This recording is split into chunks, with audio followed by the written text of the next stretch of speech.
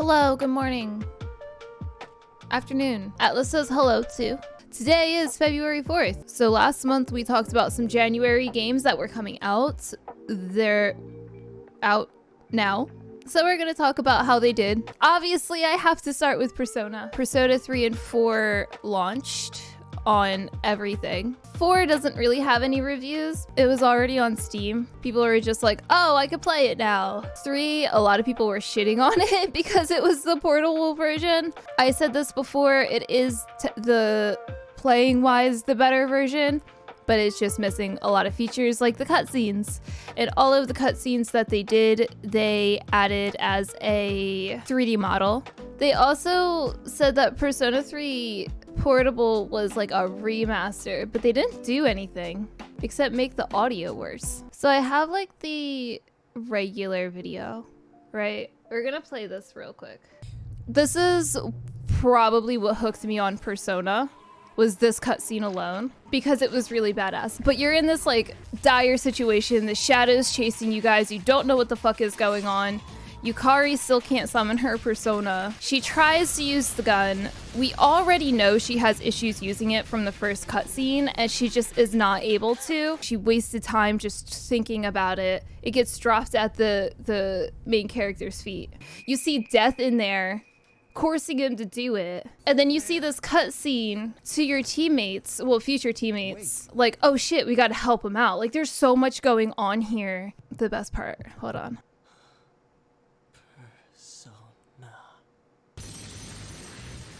That one frame alone too with a shot, oh, so fucking good. Orpheus then fucking transforms and then destroys the shadow. Like, so much is going on in this cutscene, right? It's so fucking good. That's not what we're here about. I'm done with that. So now, because it is not, there's no 2D cutscenes in this version. They had to do it all in 3D. Ready?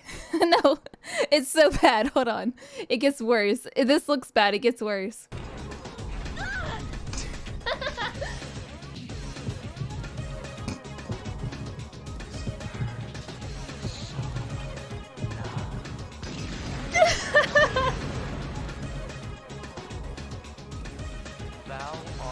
We have the femme version too.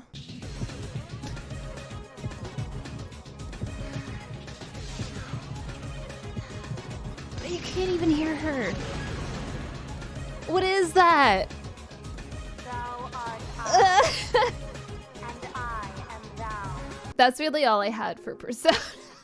So the next game we're gonna talk about is Fire Emblem, which we talked about last month as well. I'm just gonna jump into reviews. I didn't really read them too hard. It seems like a lot of the reviews are about, hey, the game's good, the story is kind of okay, the combat's great though. But we already knew this. Like, we already knew they were going to focus more on combat versus story, which is like a complete turn from Three Houses. That game's a lot though. To beat the whole game, you had to play through it like 3 fucking times. I know a lot of people don't like numbered reviews. I love numbered reviews. I don't have time to read through every single review for a game, and I don't want to. So usually what I do is I go around to different sites and I'm like, okay, what is the actual review for this? Like, what would you give it and why? Like, quick little bullet points, and then kind of average the numbers out and figure it out for myself. I think most people just look at the number. Dude, there's some sites that don't even give numbers. They're like, oh, we don't think it's fair to put this review in a number. Shut the fuck up. Is it good? Give it an 8. I don't care. Some games people rate a 2. And other people rated a 9. It happens. For, what is this, GameSpot? We have a 7. For Metacritic, it's always good to see the user scores, which is a 6.9, nice. I absolutely think some places will rate games higher. Not because they're getting paid to do it, but maybe to be more in the developer's favors. I always go with user scores. Yeah, that's it. It is good in some situations. There's some games where I'm like, oh, I love this game. I don't know why people gave it a 2. This person gave it a 50. Okay. A 0. Great gameplay. Everything else is horrible. Why would you give it a 0 if it has great gameplay? This is what I hated about working in retail. If you get somebody to fill out a review, and then you say, oh man, this person was so good, Christina helped me out so much, and she's the greatest employee I have ever met, but they didn't have the game that I wanted, so they give a 4 instead of a 5. Like, you get in trouble for that. Yeah, exactly. So when I see reviews where it compliments something, but then gives it a 0, it pisses me off, because that's not a 0. You did enjoy something about it. At least give it a 1. At least give it a 1. That's why I try to take reviews with a grain of salt. I love how this one's a 95. Yeah, this one was a 9 from IGN. Destroyed gave it a 9. An RPG fan gave it a 9. People really did like it. It averages out to like 8-ish. 9, 8. You know what? That's good. That's a good point. I do like the good, not good. Like a 3 point, this is dog shit. Yeah, I might play it. I might continue it, whatever. Or this game, I can't put it down and beat it 15,000 times. You have to try it. We're gonna talk about Forspoken, okay? I didn't play it, and there's a lot of feelings about this rating if you can get past the dialogue. I hear that too, but the dialogue that I heard that people were shitting on, I'm like, this sounds like any typical dialogue. Like, I hear it in Hi-Fi Rush. I heard it in like Nier or Devil May Cry. Like, it sounds like a standard dialogue to me. So it's really hard for me to judge it on that just because I didn't play it, and I can't tell if people hated it for other reasons, but I do have like really strong feelings about Square Enix and how they promote and release games. But this game got shat on. Metacritic, not great. It's okay on IGN. Pocket Lint, that is not owned by GameStop, even though they have the power-up icon for their website, a 3 out of 5. I have feelings about Game Informer. You know how I said I think some places review games to be in better favor of the developer or whatever? When they give high ratings to a game that everywhere else gave shit ratings to, I don't want to say Square Enix is paying them, but I do want to say that because they're owned by GameStop, it is GameStop. They're trying to get people to buy their games. Don't come and sue me, Game Informer. This is just me saying shit. I'm not accusing you of anything. I'm not saying that's what you actually do, but I think that it could be a possibility. So Game Informer gave this game a 7.5. GameSpot gave it a 5. This person was just all over this game. They were like, fuck yeah, give me more. This game, feed it into my veins because I absolutely loved it. This person gave it a 9.5. I don't know anything about Gaming Nexus, so I don't know if they also give high ratings for games that are usually lower rated. Hardcore Gamer gave it a 2 out of 5. That puts it at an average around 5, 6. It did bad. I actually didn't talk about this game last month because nobody knew what was about to happen. But Hi-Fi Rush also came out. We're gonna kind of talk about real quick the differences between what Square Enix did and what Bethesda did. I kind of feel like Forspoken might be a better game than what the reviews are. I think Hi-Fi Rush is really fun. I did enjoy playing it. I am gonna beat it. It's a short game. I'm very thankful for that. Hi-Fi Rush is the kind of game that tugs at people's nostalgic heartstrings, dude. People are drawing parallels where it's like, well, the Hi-Fi character has lines in the same way and nobody gets mad about that. But the delivery is makes a difference too. Like, Chai is a dumbass. That's why the Final Fantasy Origin lines, even though they're stupid, like, they're meant to be stupid, you know? Whereas in Forspoken, like, oh, these lines were supposed to be super serious and they just sound stupid coming from someone that's like serious most of the time. 8s, 9s, we got a Game Informer, an 8.75. I don't think this game came out physically, so I don't think Game Informer was as inclined to rate it super high. Game Informer would have given it a 9.5 if they were trying to push it from their stores. Nobody knew this was going to be a hit. It just dropped and people are like, okay, this is what it is now. 9s from GameSpot, 4 from PC Mag, and we got well, this is like user, this is community reviews, a 9.1 and then a 9.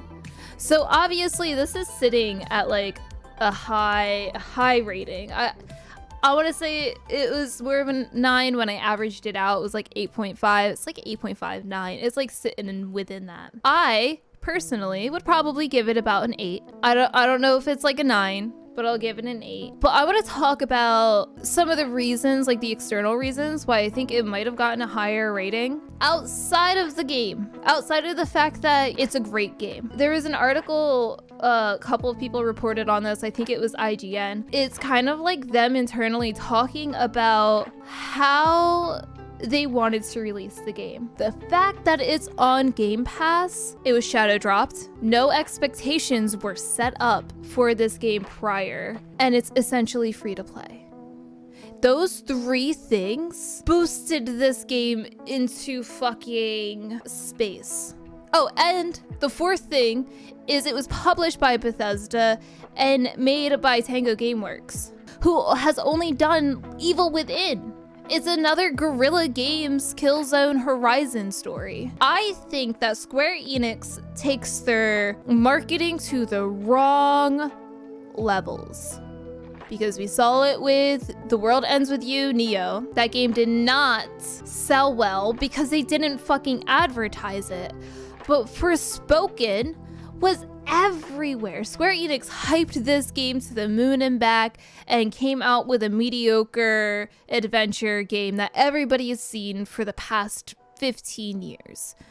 And I think it would have done very well had they just been more neutral about it and didn't hype it up. It's really hard to hype up a new IP like, oh, this is going to be the best game ever, when it just falls into your basic adventure, not platforming, but like your basic adventure style game. We've had Assassin's Creed for how long now? Square Enix overhyping their game, I think, ruined it. And they do it a lot. Square Enix is in a very bad situation right now. And I think it's just because they release their games in very limited platforms. They can't overhype the Final Fantasy VII Remake.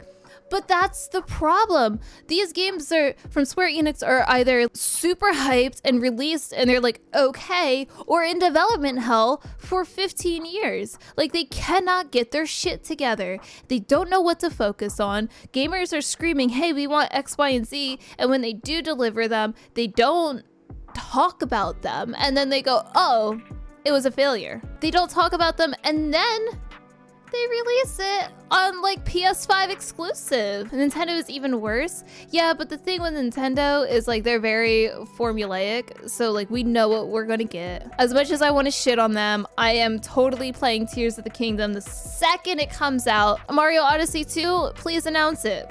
I will devour that. Thank you. I love both. I do love Square Enix and Nintendo, but like everybody has a Switch. I think the biggest problem is PS5s are like really hard to get. So I feel like Mario's gonna get announced soon because they both came out in 2017, but Mario was in October. So I feel like we're gonna see a new Mario Party? A Mario Galaxy? A new Mario game, either Q4 or next year. Guys, I don't know why you guys didn't correct me. I kept saying, oh, I'm gonna play Theatrhythm next week. It doesn't come out until the 16th. I didn't realize what date it was right now. It is currently the 4th. It is not the 11th. What's next week's time date? It's not, yeah, the 11th. Oh, I did math. It comes out on a Thursday, which is really fucking weird. I love this fucking game, dude. So this is the official site. For some reason, I can't scroll. Why can't I scroll? Okay, I'll just talk about what I was about to show you, all right? So the way that the Theatrhythms is working is we have a $50 version, which is like the base game. You get like 300 and something songs. It's actually really fucking big.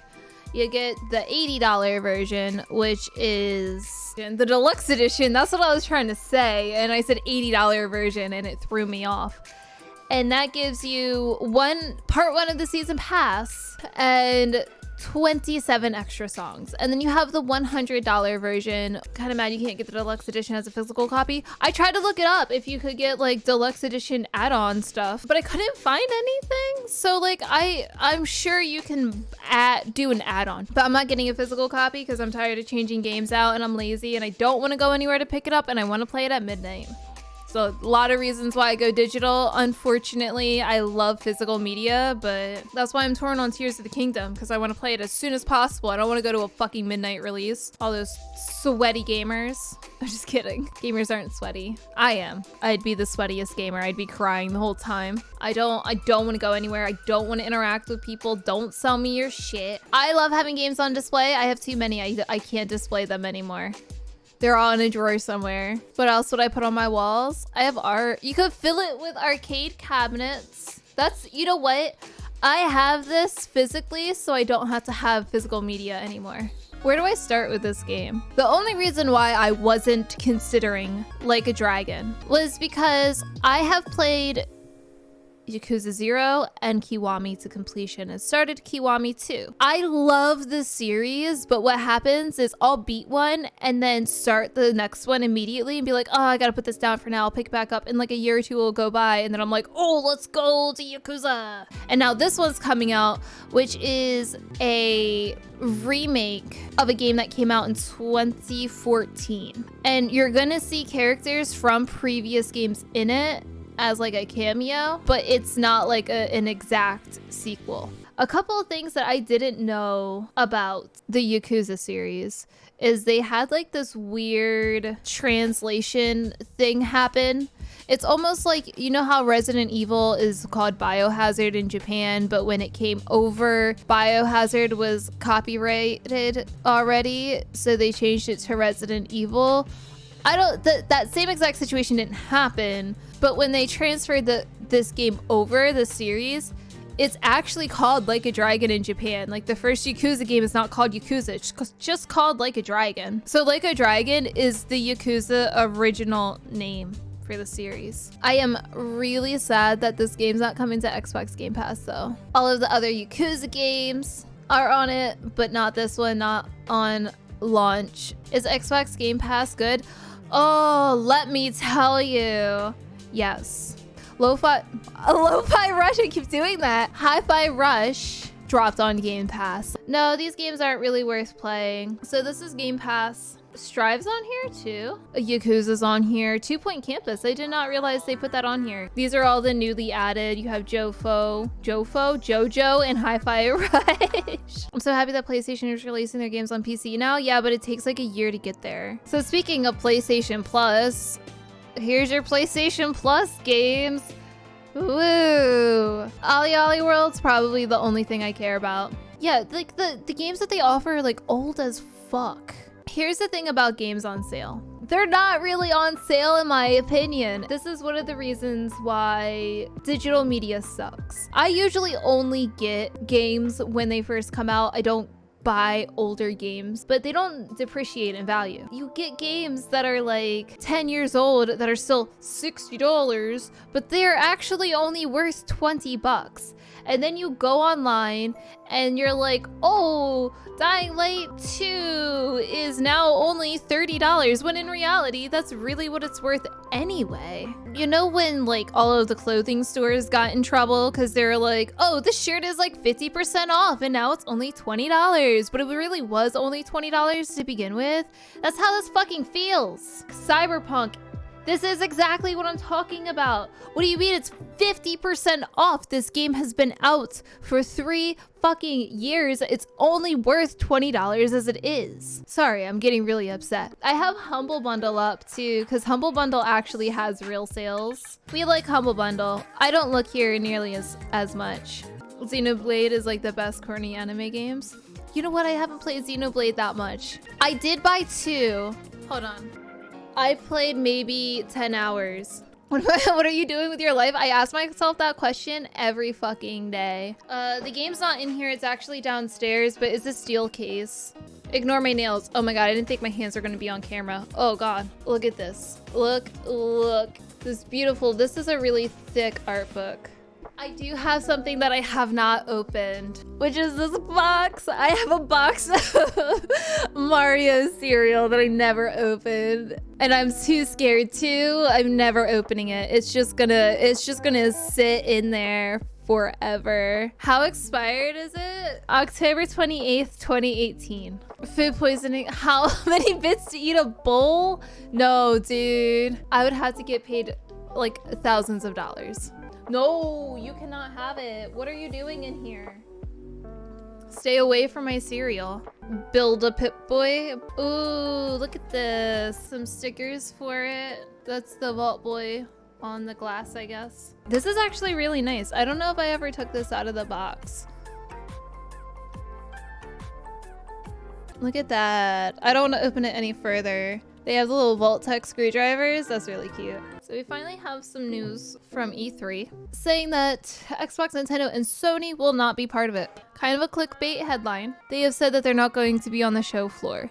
So the thing about E3 is it's fucking expensive. Okay, so they didn't have E3 last year. I thought they were canceling it like forever, not just for 1 year. And they haven't had it in person, I guess, for the past 4 years or something. Like, why even try? Game companies are going through problems right now because they don't know how to run themselves. All they said was, we're not going to have a presence on the show floor because they don't want to spend the money for that. Makes sense. But it does look like Xbox is going to have some kind of announcement, but they don't have like a showcase. There we go. But they don't have word from Sony or Nintendo. And it's like, both of them do their own fucking thing. Having a pre-organized long form convention for up and coming games is no longer a necessity when you have the internet. E3 is such a relic from the past that people are trying to keep alive, and it's not working. Sony and Nintendo specifically has been doing their own thing for so many years. They don't even care about E3. They just care about announcing games when they're ready.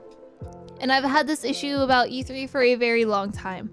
Companies feel like they had to fill up an hour of showcase, and shit goes wrong because it's live, and they show games that just aren't even ready to be shown and never see the light of day, or when they do, it's 10 years later when everybody forgot about it. There's actually a rumor that we're gonna get a Nintendo Direct next week. Game Awards is a better you.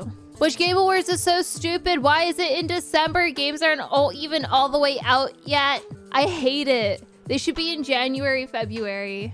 It's so dumb. Sony does this with their PlayStation Plus for a certain amount of time.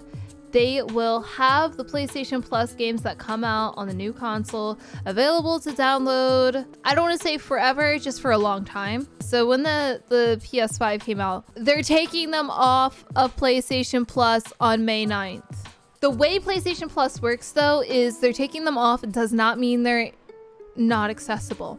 If you don't even have to download them, you just have to go in and redeem these games. If you redeem them before they're taken off, you can still download and play them. You don't have to download it right away.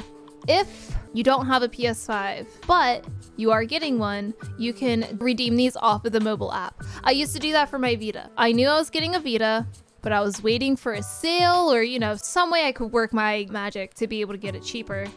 And so every month, whenever a new Vita game would drop on PlayStation Plus, I would just redeem it. We also had the Discord thing finally come out. They partnered with Sony, but then came out with voice on Xbox. But now they're like, oh yeah, hey, we're doing voice chat still with Sony. It's been all over the place.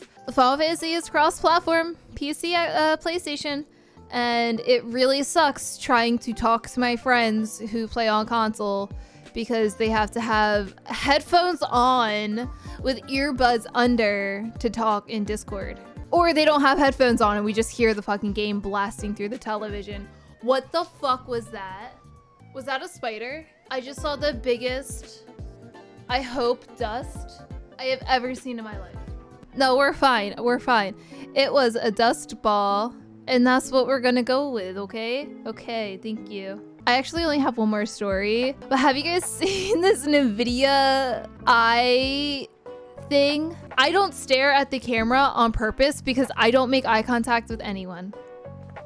Except just now when I stared at it to make a point. You should use it. Can I just install it? How does it work? Oh my god, I can download it. So yeah, it's showing it here how it works. Oh, it's so fucking creepy. Oh, it's launching. Hold on, I'm gonna deactivate my camera real quick. Oh shit. Ah, no. Oh, I broke it. Ah. Okay, no, hold on. Effects, eye contact. Wait, no. Hold on. Stop, that's weird. All right. Okay, ready? Okay, I have it activated. Chrissy, stop looking at the camera. This is so creepy. Your focus is amazing. Wow, you just know when to look. Look at, like, I haven't moved my eyes at all. Christy, stop.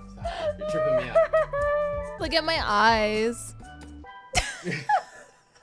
For those that are not initiated, whenever she's looking into the camera right now, like looking like she's looking into your I'm soul, not. She's actually not doing this like here right now. She's looking more down. She's actually looking like around this area is where her eyes actually are looking. My eyes are, I'm looking at my finger right now. Is it switching? Yeah. Okay. She's looking at her finger, but because of the way the camera's working, it's using AI and actually automatically snapping my eyes to the camera to be like, yeah. Whenever I do that, that's the AI working. That's not me. I don't look at the camera like ever. So if I'm looking at the camera, just know that's not me. It actually is like light. It's making your eyeballs a little brighter when it does look at the camera. Like your eyeballs are actually a little bit. This is just an NVIDIA broadcast. I'm staring right into the screen. I know, keep going. I hate it. Okay, so this is you just download the NVIDIA broadcast and then you go to your camera options and then they change eye colors. Does it? I have green eyes. She doesn't have brown eyes. Yeah, her eyes are green. Well, my eyes are hazel. They have brown in them. Yeah, they're not like poop eyes like mine. Y'all would never be able to tell. I'm looking in the camera now. Okay. These are my eyes. You're looking now. Yeah, that time I wasn't. No. Okay. No. Oh, hi, Omega. What a great time to walk in. I want to see his eyes now. He doesn't have eyes. Yeah, I don't have eyes. That's the thing. The video, if I put my face down, the program will probably give me eyes, but I don't have any. So. Atlas, hey, you want to try something, bud? No. I don't think it works because his dog's eyes are too big. Yeah, but look at those eyes. Yo, boy. Crawl. Oh, replace this back. Wait, why are you gonna blur it? No. Now I am just arms. You have to change it back because I gotta make the dogs crawl. Oh yeah. All right, crawl. You did great, Lulu. God, this feels so weird. It's a little bit more of it's a cleaner, like Google Meet. I was gonna say, it looks like kind of like how Google Meets is. Yeah, like it's way worse. Eye contact, I think, still is the strongest. Yeah, this is the strongest. God damn it, it just snaps. Don't worry about it. Don't worry. It just snaps right away. It's because you have such expressive How? eyes. Oh, if I go extra, like, I looked at the camera that time. Not now. Wow, look at that. I'm curious. Hold on, stop. Curious as to how well the layering is.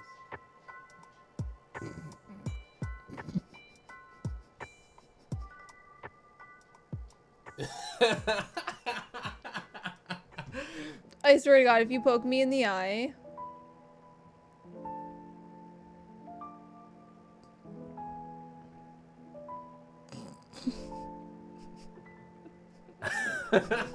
The way it's taken, it actually. I know. It's freaking me out. I'm looking. I'm like, stop looking at me. I'm not looking at you. I'm not looking at you. The way it's coded, the way it's using. Stop looking. Oh my God, I'm gonna deactivate it. The way it's using your GPU to actually accelerate this is really, really potent stuff. And the fact that you can just get real time, like I said, real time. Like her eye looks fine. Like it looks probably shy because it's sampling it correctly, but it's just like you could always tell if it's a little bit faked out because it doesn't have any more to sampling right here. It's just using the last couple frames to then get it. Ow! Whoa! Did you see that? What is happening? Yeah, the voice AI. That was literally the beginnings of it. My eye is closed right now. By the way, look at it. That is stop. It's weird when you do it. Kids, want to see a trick?